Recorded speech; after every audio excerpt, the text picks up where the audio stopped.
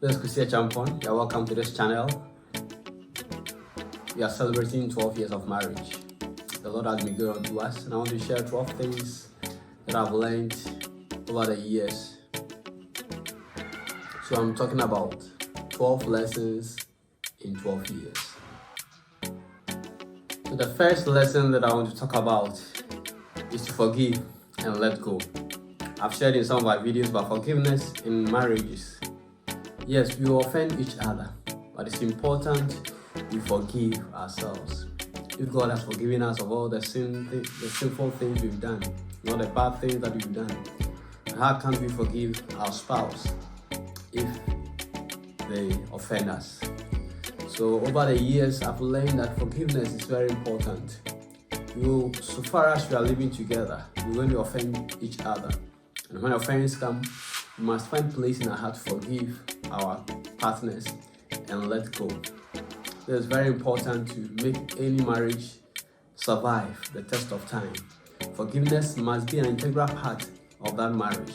And that is a very key lesson I've learned over the years. The second lesson I've learned over the years is to be transparent. Transparent in money matters, transparent in our friendships and relationships with other people. It's very important we understand that if the two are going to be one, then we must find a place where we merge all our activities. We put everything on the table, open. Let our spouses see what is happening in our lives.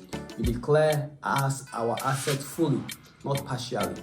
And so declaring our assets fully, financially, friendships, everything, properties, let it be plain.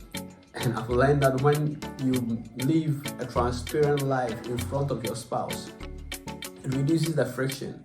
It takes away all the suspicion and things that can cause problems in that marriage.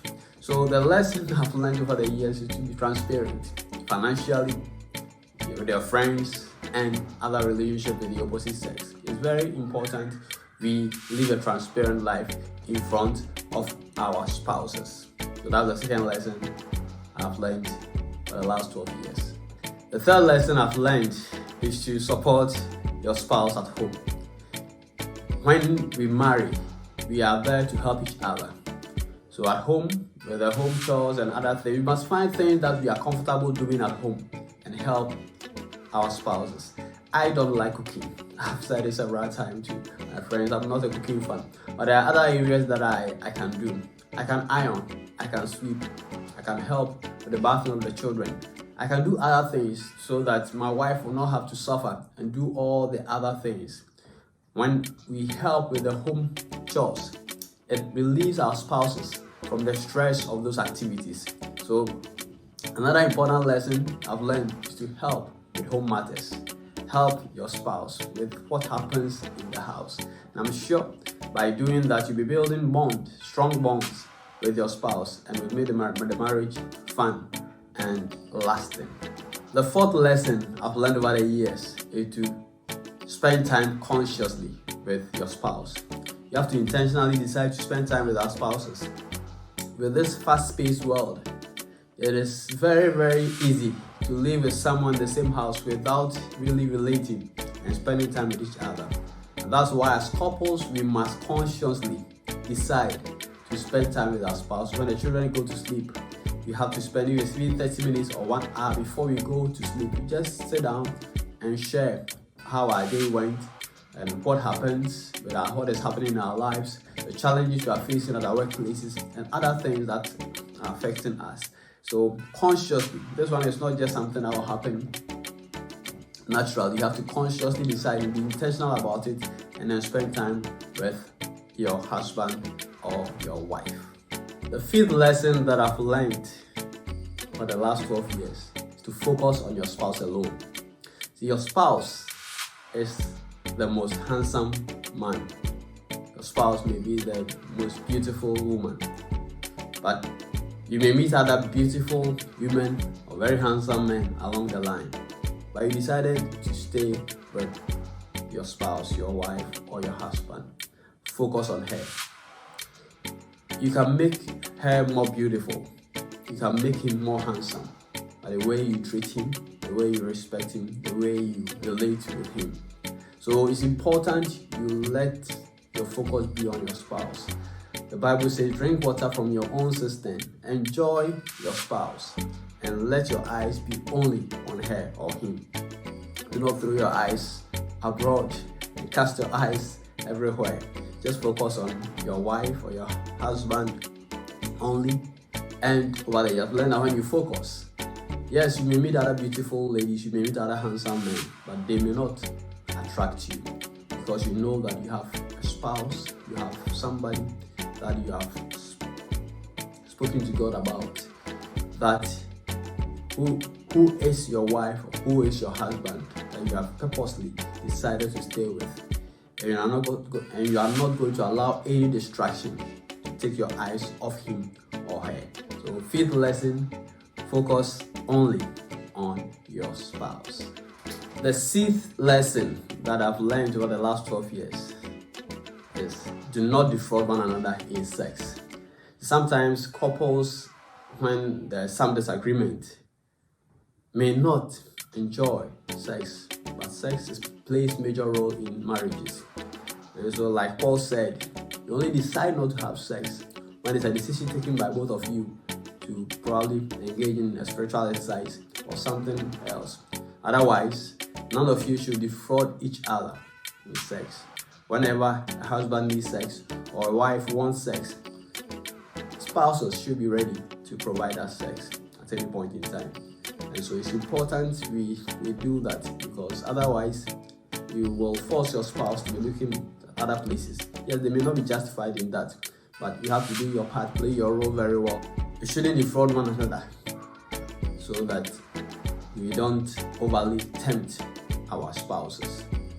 So that's the sixth lesson that I've learned over the last 12 years.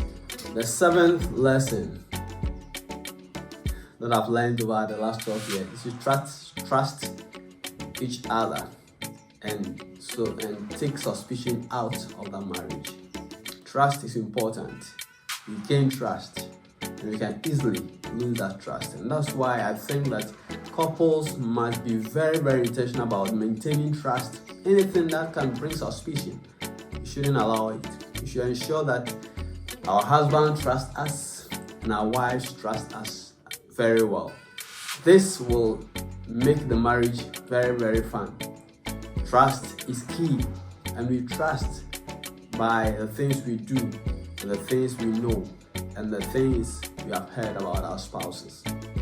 So let us endeavor to keep the trust between us stronger and stronger, and make sure that we take suspicion out of that marriage. We shouldn't suspect, but we shouldn't give room also for any suspicion.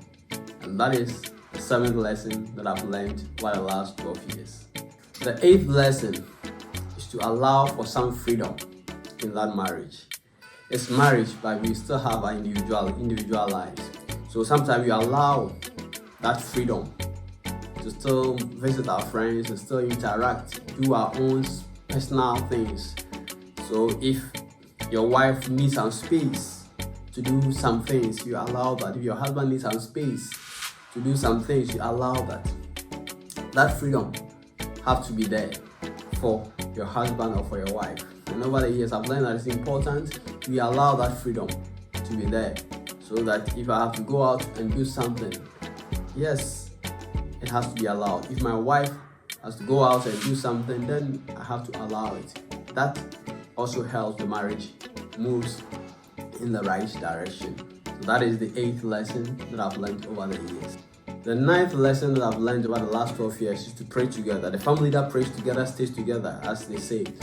But it's important we decide to pray together often. When you pray together and even offense comes, it quickly vanishes.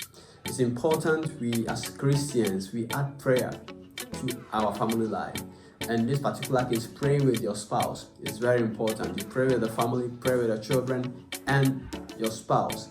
Very key. And over the years, I've learned that it's important, and they bring the bonds between the family, between members of the family. So you should learn to pray together. As you are praying together, then the 10th lesson follows. You play together. Play together. play with your spouse, play with your children, play with them. So praying and playing goes together. You pray together, then you play together. So the 9th and the 10th lesson are all starting with PP, pray and play. So yeah, let's do this together with our spouse, and I believe that is to strengthen the marriage, to make the marriage stronger and stronger. The 11th lesson I've learned over the years is to go out and eat sometimes. One man of God said, they're always eating yam and palava sauce in the house, always banku and okra soup. Sometimes just go out somewhere, sit with your spouse and eat out. It brings something new into the marriage. It spices up the marriage. So we have to sometimes go out with our spouse to have dinner, to have lunch with our spouse. I'm saying it, I know my wife is listening, and very soon she will request that we go out. But it's part of the marriage life. It made the marriage very, very fun, and you enjoy together. Sometimes you go with your spouse, sometimes you go with your spouse and the children. So 11th lesson, sometimes, once a while, go out and eat with your spouse. The last lesson, the 12th lesson I've learned over the years, is to fight together. Fighting here means you face challenges and problems together. So as humans and as people living in this world, we face challenges and problems all the time. And when these come up, you must fight that challenge, you must fight that problem, you must fight that disease, fight that whatever it is, to fight it together to overcome. Two are better than one. And that's why it's important that we stay together, bond together, and fight together. When we fight together, we will succeed, we will excel, we will overcome and recover all that the enemy has taken away from us. So over the 12 years, these are the 12 lessons I've learned, and I think that you will have learned something out of this. And I believe that going forward, we have decided to marry till Jesus comes. And this is what we are purposing how to do. And by the grace of God and with the help of God, we are going. We are 12 now, 30, 40, 50, and 60 if the Lord tarries in his coming. So these are the lessons that I've learned over the years. If you have not subscribed to this channel, subscribe. We challenge you to marry well. We challenge you to relate well. And we challenge you to live a better life. God bless you for watching this video. Bye bye.